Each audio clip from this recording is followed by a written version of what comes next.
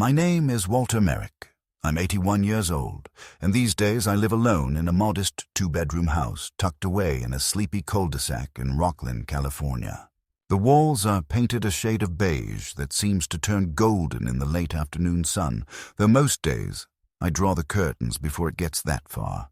It's not that I dislike the light. It's just that it reminds me of too many things I no longer have, and the warm glow that used to mean comfort now simply casts long shadows across an otherwise empty room. My wife, Eleanor, passed away 9 years ago, just after our 49th wedding anniversary. It was a quiet death, a stroke while she was baking bread, something she did every Saturday morning. I found her on the kitchen floor with flour on her sleeves and the oven timer still ticking. The paramedics told me she wouldn't have known what happened. They always say that. I remember thinking I should have died first. She was the kinder one. She understood people. I understood rules and routines. In her absence, I still cling to both, but with less conviction. My daughter Emma visits sporadically, though lately, sporadically has turned into only when she needs something. She's 48 now, and for reasons I've never fully grasped, she's grown into a woman I barely recognize. When she was little, I was the one who brushed her hair before school while Eleanor packed her lunch. I was the one who stayed up late helping her study for spelling bees and drove her to violin lessons. Somewhere between her graduation and her second child, she began treating me more like a cautious obligation than a parent. Maybe it started when Eleanor passed. Maybe before. It's hard to pinpoint when someone starts slipping away, especially when they're smiling at you through every stage of it. She married Jason, a man I initially thought was too eager to please. Now I know he was just rehearsing indifference. Jason is one of those men who smile with their teeth but never with their eyes, the kind who shake your hand firmly yet pull away too quickly, as if the contact burns. He sells something. I'm not entirely sure what. The job changes every few years, but the posture stays the same. He calls me sir and says it like he's speaking to an answering machine. Their children, my grandchildren, are named Abby and Derek. Lovely kids, from what I remember, but I haven't seen them in nearly 2 years. They're always busy. Always a recital, a science fair, a friend's birthday party. And when they do visit, they come with their eyes glued to glowing screens and leave before I can remember the color of their eyes. I was a school teacher for 36 years, mostly 10th grade literature. I taught Hemingway and Faulkner and Steinbeck to generations of teenagers who, in most cases, couldn't have cared less. But every now and then, there was a student who sat up straighter, asked real questions, scribbled down quotes in the margins of their notebooks. Those kids made it worth it. I wasn't the kind of teacher who gave out candy or told jokes to win affection. I believed in clarity, in the weight of words, in the value of effort. Retirement came abruptly. One day I was lecturing about symbolism in Of Mice and Men, and the next I was giving back my classroom keys and walking to my car with a cardboard box. They threw a small party in the faculty lounge with carrot cake and paper hats. That was 13 years ago. Since then, my days have followed a reliable rhythm. I wake up at 6:30, make my coffee with the same ratio Eleanor once insisted on, 3 tablespoons per cup, no more, no less, toast an English muffin, and sit by the kitchen window watching the neighbor's dog dig in the flower beds. After breakfast, I read the paper. I used to read it with a red pen in hand, underlining things I found poorly written or inaccurate, a habit I haven't quite shaken. By 10, I've usually cleaned the dishes, checked the mailbox, and perhaps watered the rose bushes in the front yard, if the heat isn't unbearable. Then comes the long stretch of empty time until evening, filled with puzzles, radio shows, and the occasional walk if my knees allow it. Some days I don't speak a word to another person until the sun has set. Some days I don't speak at all. Lately, I've started forgetting small things. Where I left my glasses, the names of old colleagues, the day of the week. but never the big ones. I never forget Eleanor's voice, or the way Emma looked when she won her first spelling bee, or how quiet the house became after the funeral. I still keep Eleanor's robe hanging on the back of the bathroom door. It smells like lavender and a little like thyme. I tell myself it's just for comfort, but I know it's because I haven't learned how to let go. A few months ago, I fell in the garden while trying to trim the hedges. Nothing dramatic, just a misstep, a bad angle, and down I went. I lay there for 20 minutes, staring at the clouds, waiting for someone to pass by. No one did. I eventually dragged myself inside and called Emma, but she didn't answer. I didn't tell her when she called back 3 days later. What would have been the point? I told myself it was just a moment, a small slip, but something shifted after that. The world felt heavier. The stairs seemed steeper, doors harder to open. I stopped gardening. I moved my bedroom to the first floor. I began to fear the idea of needing help, not because I was ashamed, but because I knew the kind of help I would receive would come with conditions, with paperwork, with whispers behind my back. When Emma did visit last week, she seemed unusually cheerful. She brought me new slippers and my favorite ginger cookies. Jason stayed in the car, engine running. She spoke of rest, of me needing to take better care of myself. She mentioned a change of scenery. I didn't ask what she meant. It was easier that way, but I saw it in her eyes. That flicker of resolve, the same look she had when she was 9 and decided to shave the family cat. Emma, when she makes up her mind, does not unmake it. I know her well enough to see when a decision has been made, even if the words haven't followed. And so I wait. I wait for the next visit, the next phone call, the next decision made in my absence. I wait to find out whether I am still a person or already a problem to be solved. At 81, you don't really expect surprises anymore, but you still fear them. You fear being put somewhere you can't leave. You fear becoming someone people whisper about rather than speak to. You fear, most of all, the realization that you are never really seen, only tolerated. You live your whole life trying to be useful, only to be reduced, in the end, to a name on a schedule and a pillbox on a shelf. You don't think it will happen to you until it does, until it's your turn.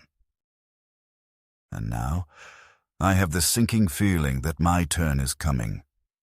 It began on a Wednesday morning in mid-September, one of those crisp California days when the light seems thinner and the air smells faintly of dust and citrus. I had been feeling a dull ache in my right hip for weeks, the kind of discomfort you chalk up to age and ignore because complaining won't fix anything. That morning, I bent down to pick up the paper from the porch, same as always, but when I tried to stand back up, something gave out.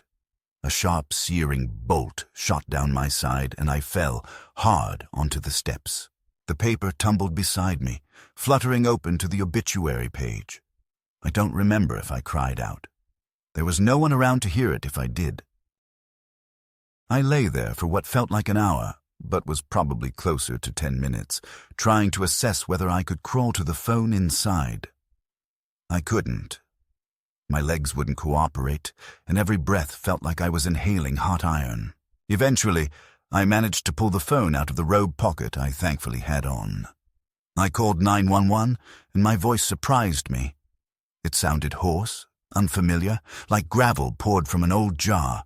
The operator stayed on the line until the ambulance arrived, though I barely remember the ride.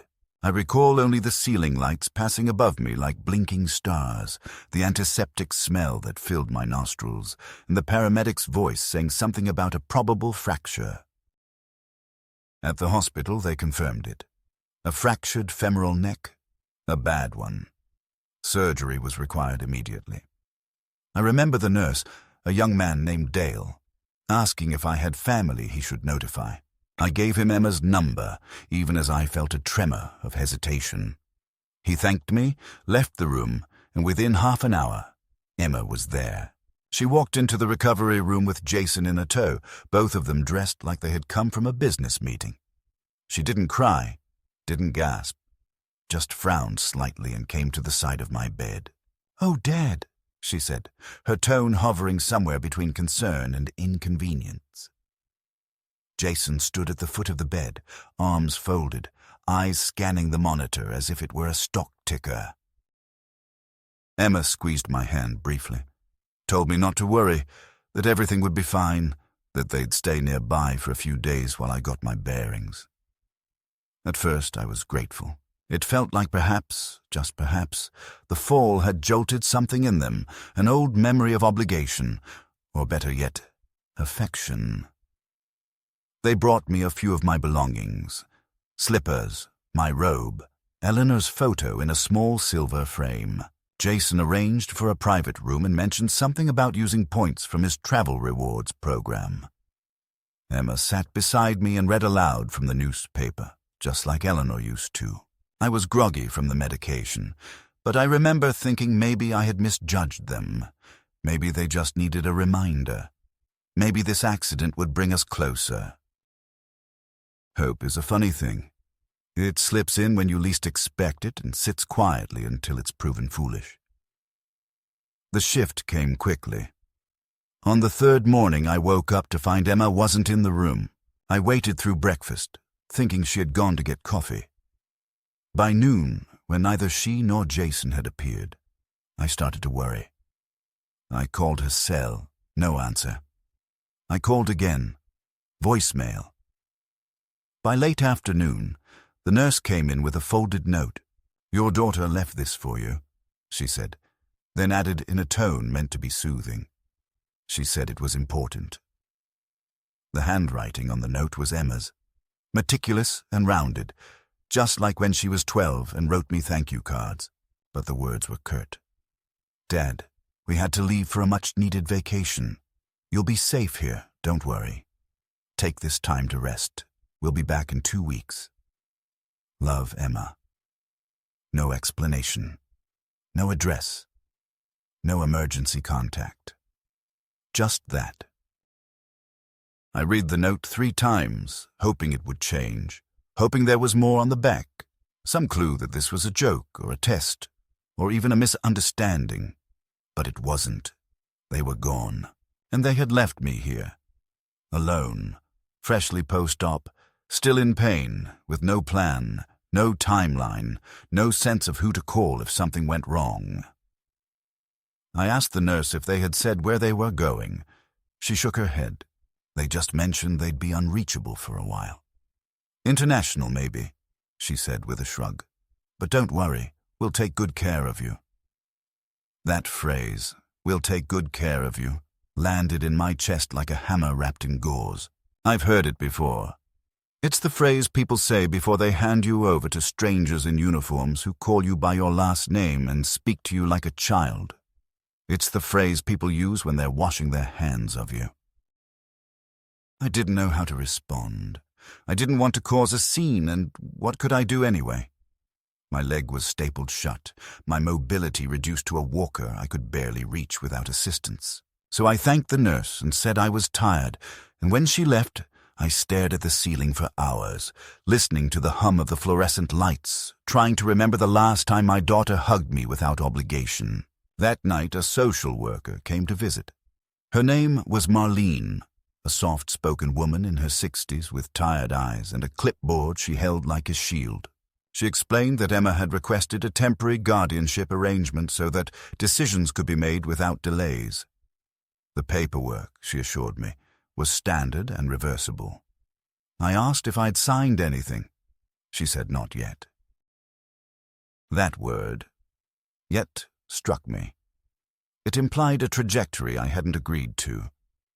She left the forms with me and asked me to think it over.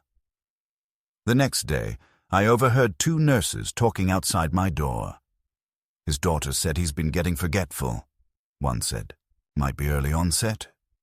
"Yeah," the other replied. "She mentioned he left the stove on last month, nearly burned the house down."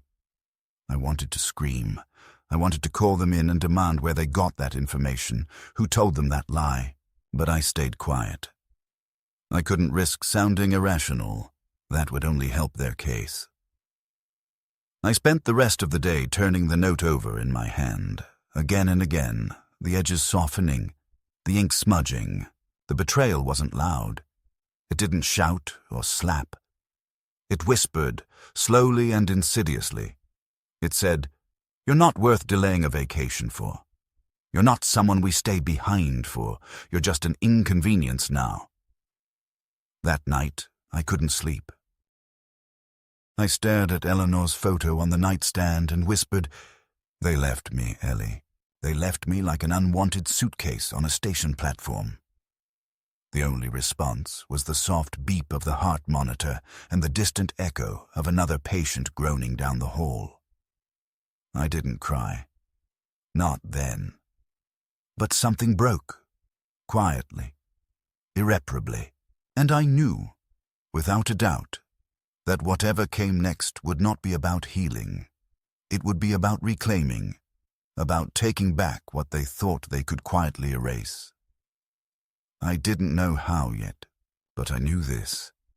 I wouldn't let their silence be the last word. The hospital days that followed were marked not by physical pain, which the medication kept at bay, but by a slow, creeping disorientation, like standing still while the world subtly rearranged itself around you. I wasn't dying, not even close, and yet everyone treated me as if I were no longer quite present. Nurses spoke louder than necessary, using short words, over-explaining basic things, as if I were suddenly too fragile to understand the passage of time or the functions of a call button. When they wheeled me to physical therapy, the attendant would smile too much, ask condescending questions like, "Did we get enough rest last night, Mr. Merrick?" As if I had been 10 years old and she a patient kindergarten teacher. I swallowed my pride and nodded, but inside I was boiling. The more I tried to assert normalcy, asking for newspapers, requesting my reading glasses, attempting to handle my own hygiene, the more I noticed the quiet resistance around me. One nurse even removed my shaving kit from the bathroom, citing safety concerns, and insisted I use hospital razors under supervision. I hadn't used a disposable razor in 40 years. My face began to look like someone else's, someone weaker. Each morning, the same small television flickered in the corner of my room with talk shows and pharmaceutical commercials. I kept it on for noise more than anything. Silence, in those days, had a weight that pressed on my lungs. Marlene, the social worker, continued to stop by every couple of days. Each visit, she grew slightly firmer in tone, less concerned with how I felt and more concerned with whether I had signed the guardianship papers Emma left behind. "You don't have to sign today, of course," she would say, "but the sooner we can finalize this, the better for your care continuity." Her phrasing was always precise, rehearsed. I asked what exactly Emma had told her. "Just that you've had some trouble keeping track of things at home. There was a stove incident, apparently, and confusion with your medications." I told her those things weren't true, and she wrote something down on her clipboard without looking me in the eye. That was the moment I began to truly understand the shape of the problem. Not only was I alone, but I was alone within a story someone else had written about me. One in which I was no longer capable, no longer trustworthy, no longer allowed to speak on my own behalf.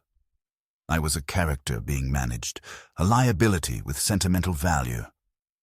I called Emma's number repeatedly. No answer. Straight to voicemail. Jason's phone did the same. I left messages at first, then stopped. What was I supposed to say? "Please remember I'm your father." The thought of begging made my skin crawl. I even tried texting Abby and Derek, though I didn't expect an answer. I didn't get one. I told myself they were young, busy, distracted. But deep down I knew that was no longer the whole truth. Their distance wasn't accidental. It had been taught, modeled, passed down from their parents.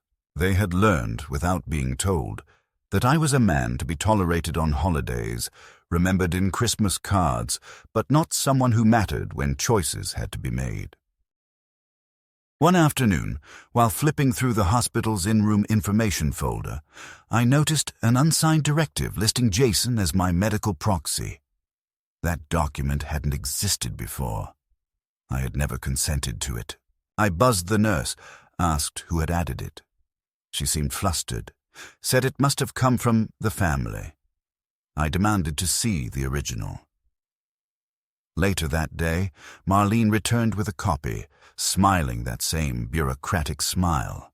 "It was submitted last week," she said. I looked at the signature line. It was my name in handwriting that resembled mine but slanted strangely, as if someone had practiced copying it too many times.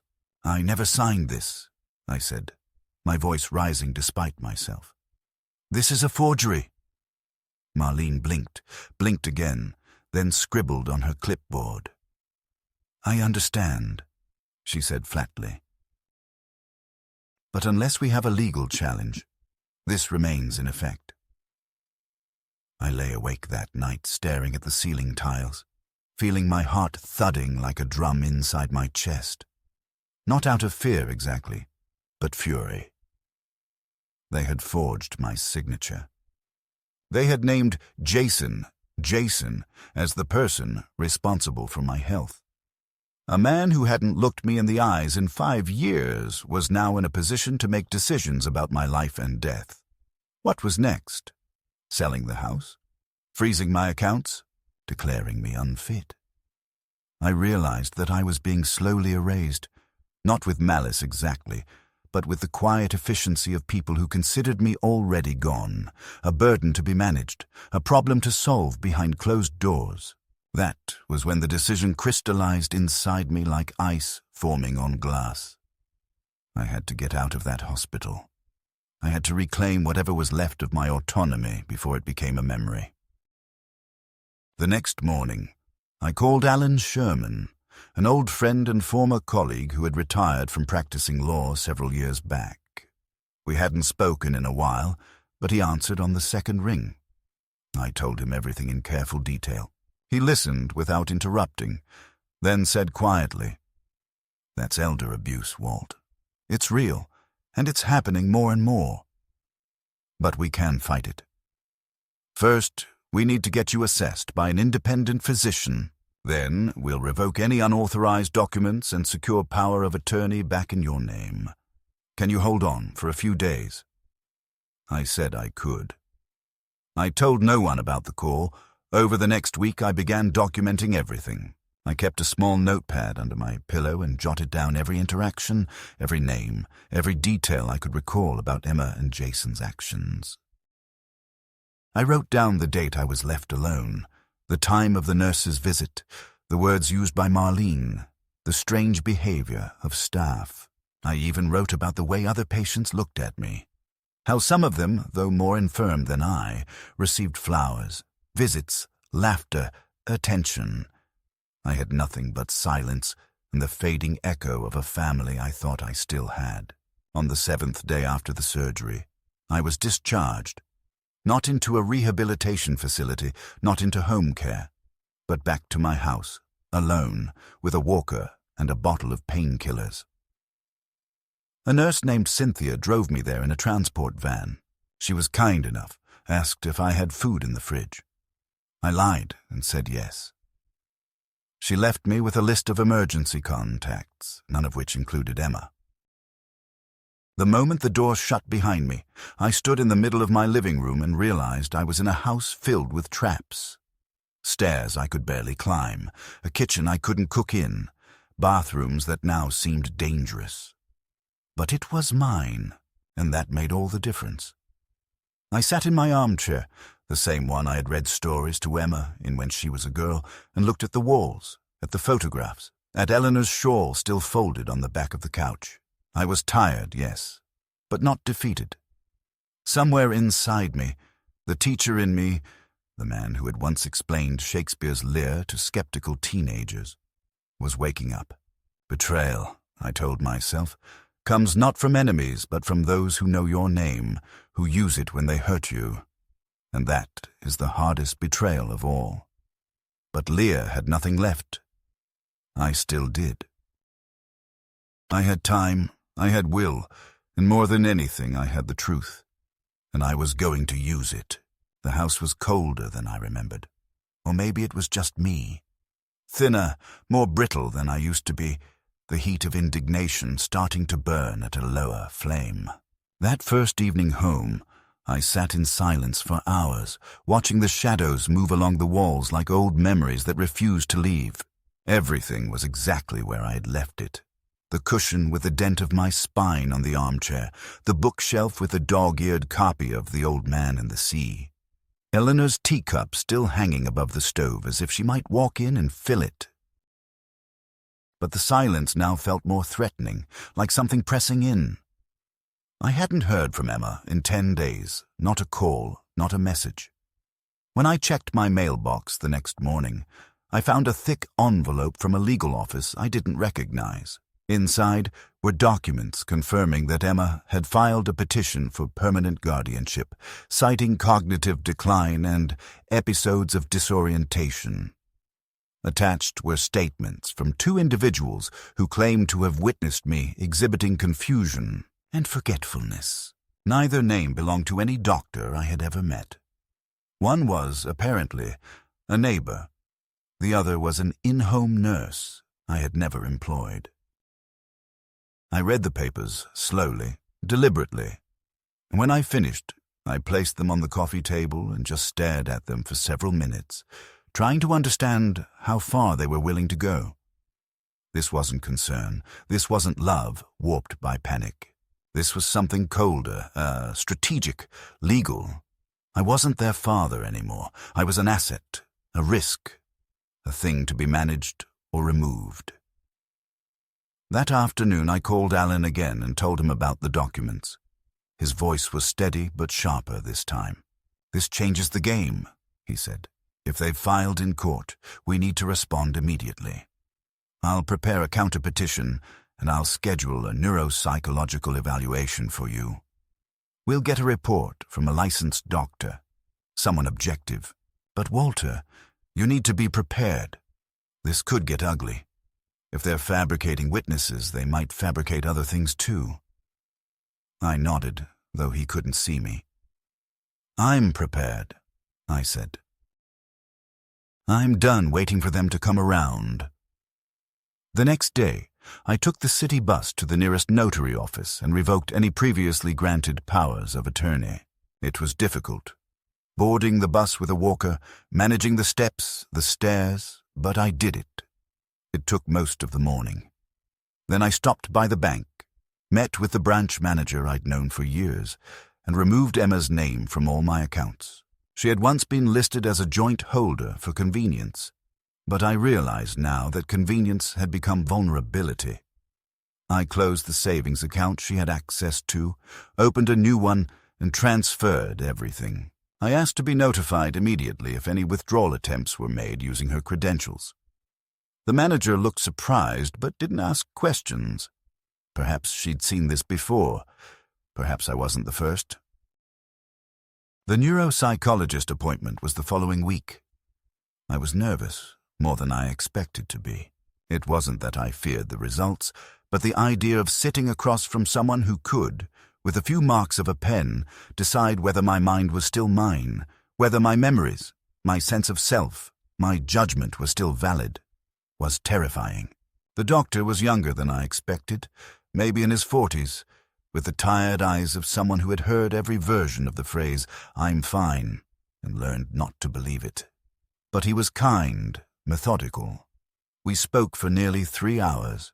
He asked me about the date, the president, my childhood, my retirement, the fall, Emma, Eleanor. I told him everything. He listened carefully, took notes, made me do memory games and logic puzzles, read me stories and asked questions about them. At the end of the session, he shook my hand and said, "I see no cognitive impairment, Mr. Merrick. You're sharp, angry, but sharp." I chuckled at that. "I've earned my anger," I replied. A week later, his report was submitted to the court, along with Alan's counter-petition. We requested a hearing to challenge the guardianship and to investigate the validity of the documents Emma had filed. We also included a motion to obtain surveillance footage from the hospital for the dates in question, to prove that no such nurse had ever visited me. Alan assured me that if we could poke even one hole in their claims, the entire petition would begin to collapse. Still, I felt a growing anxiety as the date approached. I began to check the locks twice before bed, to scan through my old documents and mail for anything they might have manipulated. I even stopped answering unknown numbers.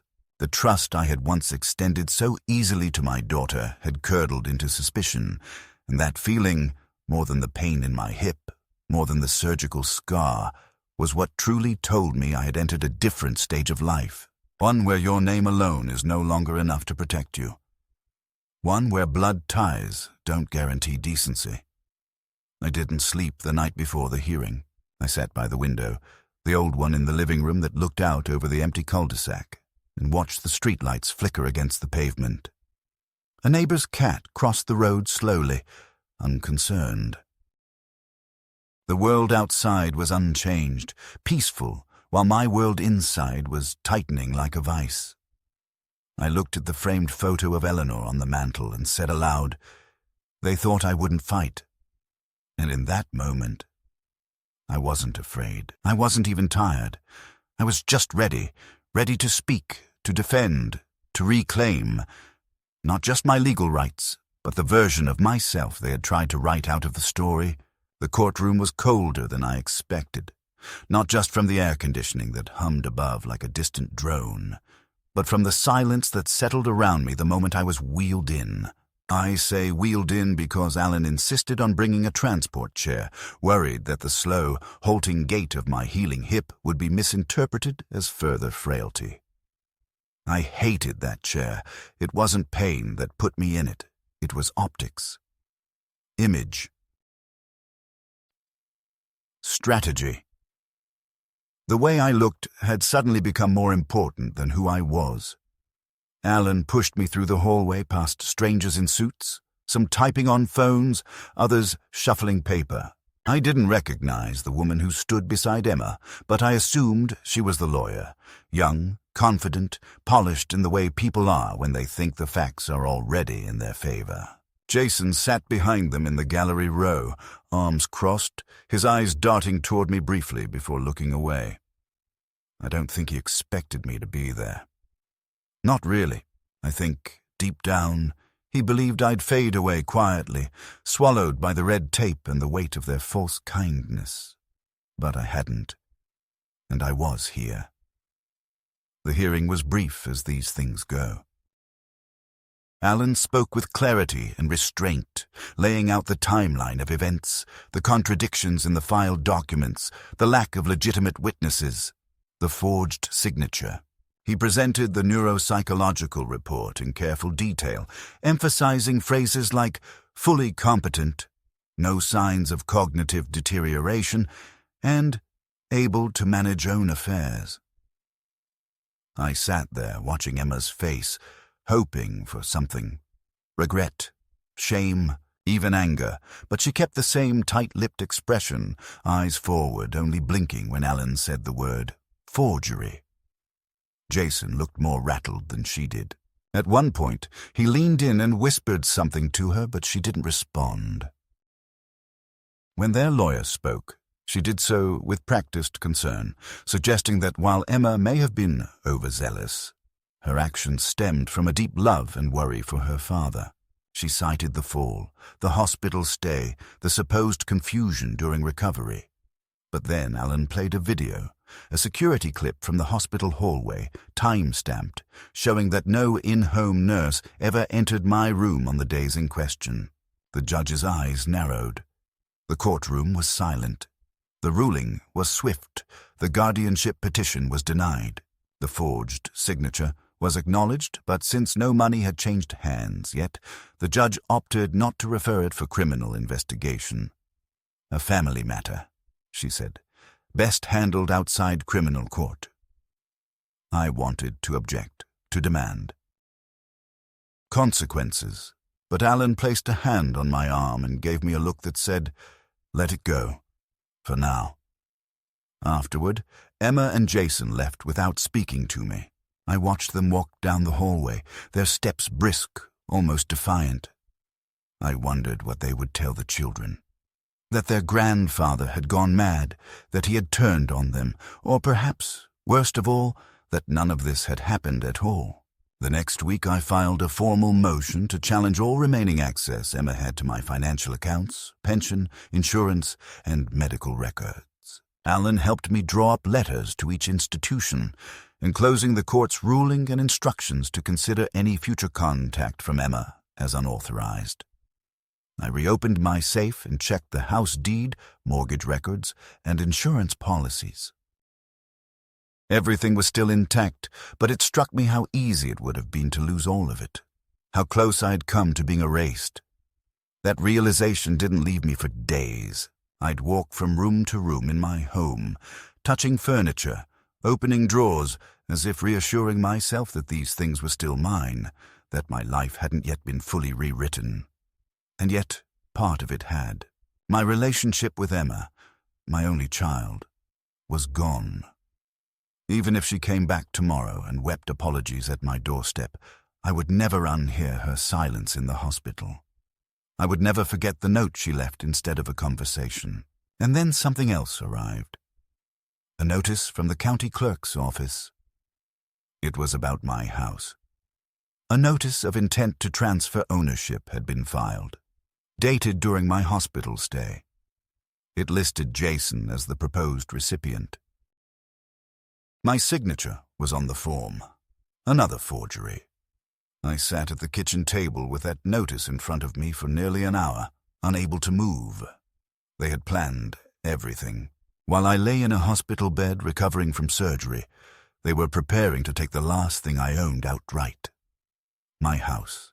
The home Eleanor and I had built together, room by room, the place where Emma had taken her first steps, where I had planted the Japanese maple that turned fire red every October. They wanted to take it from under me like a carpet pulled too fast.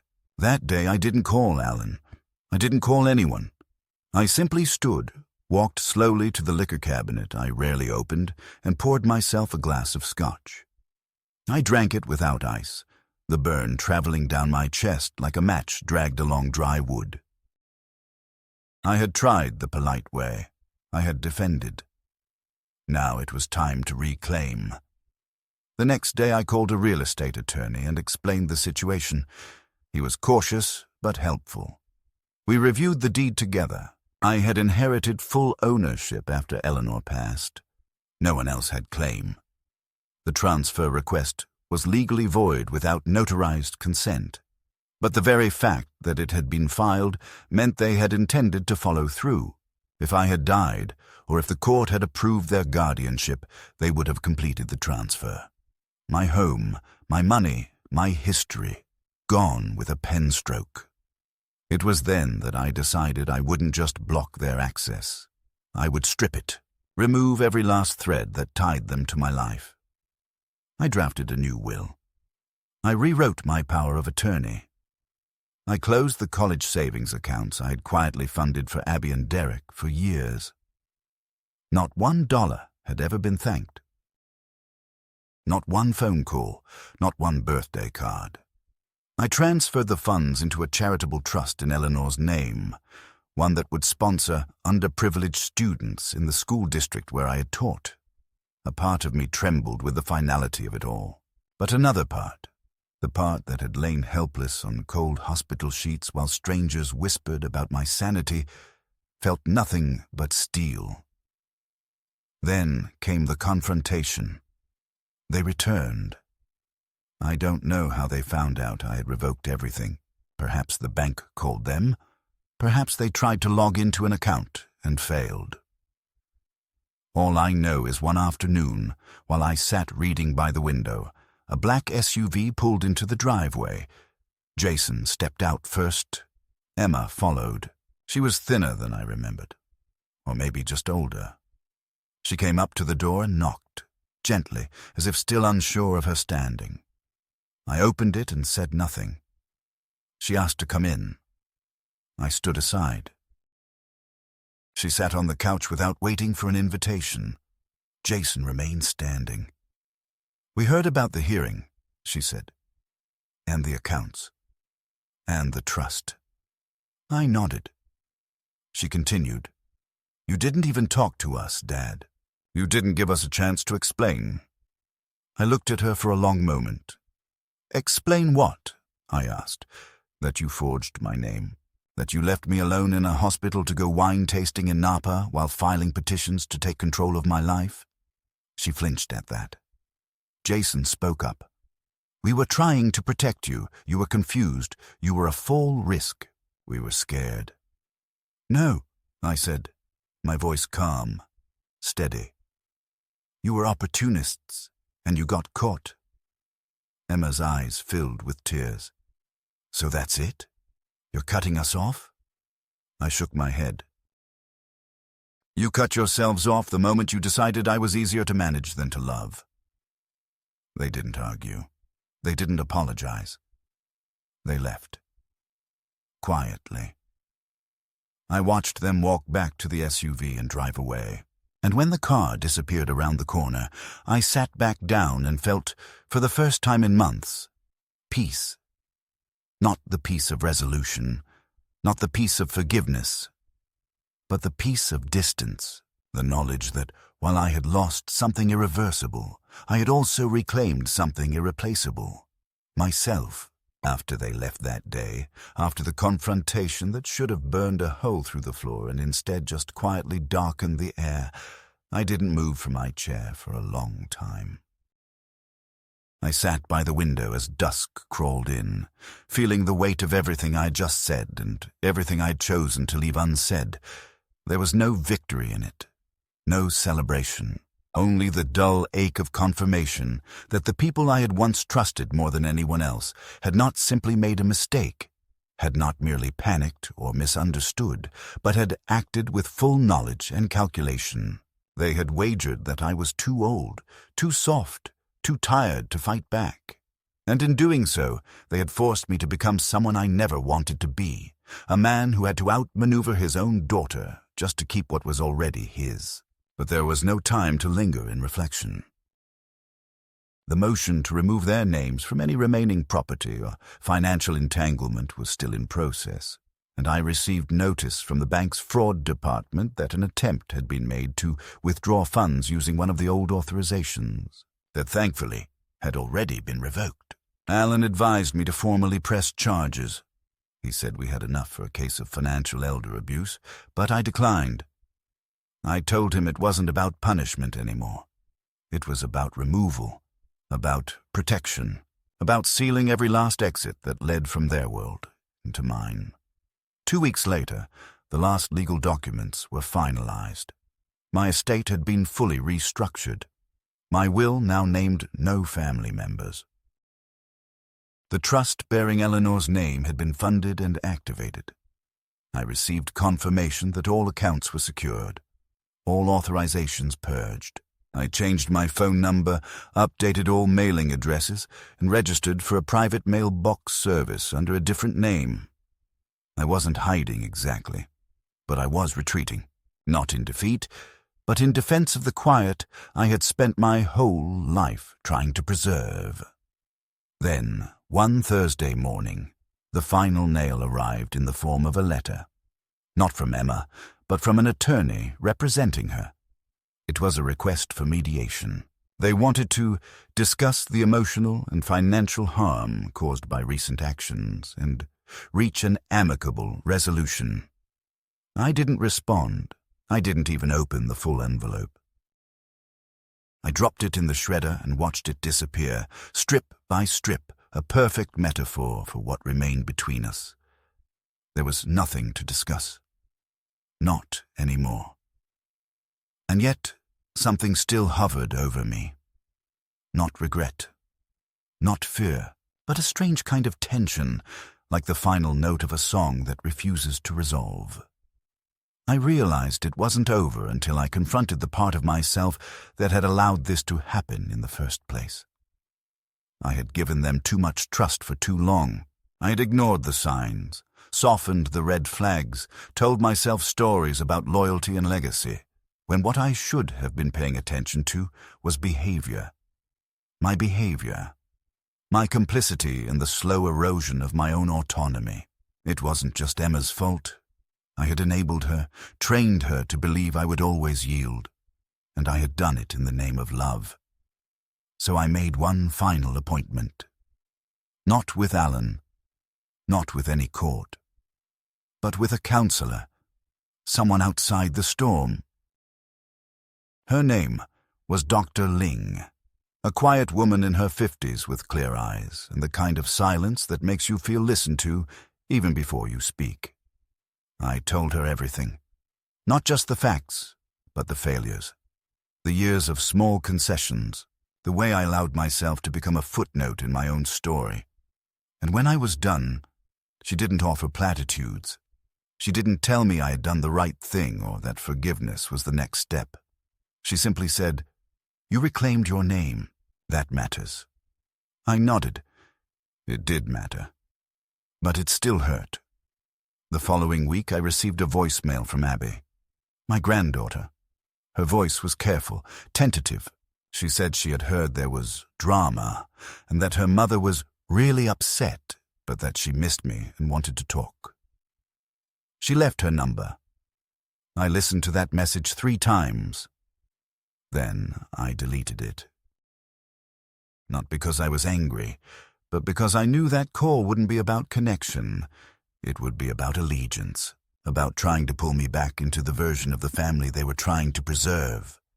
A version where my role was to forgive and forget and fund. I wasn't ready. I may never be. Some wounds don't bleed. They calcify.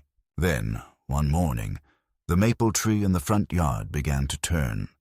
The leaves went gold first, then deep crimson, just as they always had. I stood on the porch and watched the wind shake them loose, dozens falling at once, scattering across the lawn like confetti from a celebration no one attended. That's when I knew the worst had passed. Not because they had changed, not because justice had triumphed, but because I had survived it with my mind intact, my home intact, and my sense of self intact. They had tried to rewrite my ending. I had taken the pen back. It has been 3 months since I last heard Emma's voice, longer still since I saw her face, and in that quiet stretch of time I have come to understand the difference between loneliness and solitude. Loneliness is what they tried to leave me with, a space of helplessness and disconnection, a waiting room for those abandoned by relevance. But solitude, I've learned, is something else entirely. It is deliberate, chosen, protected. It is waking up each morning and knowing that the silence in your home is your own, not something imposed by the absence of others, but created by the presence of yourself. I keep a different routine now. I rise later, make my coffee slower, let it cool on the windowsill while I read. Not the news, not anymore, but old literature, the kind that reminds me of the words I used to teach and the man I still am. I no longer check the phone or the mailbox with expectation. There are no birthday cards now, no invitations, but there is also no pretense, no manipulation wrapped in smiles. The air is clear of that particular toxin. I have begun donating things. Old suits, photo frames with pictures I no longer recognize, boxes of Emma's childhood toys that I once thought I'd pass down to Abby or Derek. I kept one item, a faded stuffed rabbit with Eleanor's handwriting stitched into the hem of its ear. Everything else went to a women's shelter downtown, a place where things get used again, where memory becomes utility. I don't do it out of bitterness. I do it because I want this house to reflect the life I live now, not the one I used to protect. Alan still calls once a week to check in. We've taken to meeting every Sunday at a quiet diner near the freeway, where we sit for hours over eggs and coffee and talk about things that have nothing to do with court documents or bank forms. We've become old men in the most ordinary and honest sense. Men who have faced enough endings to know the value of beginnings. I no longer fantasize about apologies. They won't come, and I wouldn't trust them if they did. Emma made a choice, not just once, not just in a moment of panic, but repeatedly, with deliberation, with planning. That's what I remind myself when the doubts creep in, when I wonder whether I was too harsh, whether I should have left a door open. But no.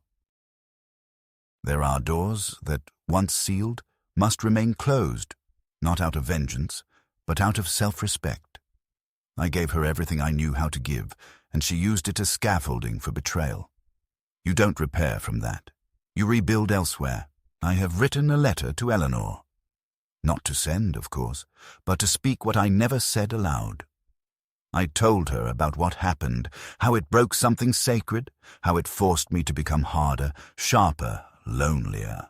I also told her how I endured, how I protected the home we built, how her name now lives in a scholarship that helps children who, like her once, wanted more than they were given.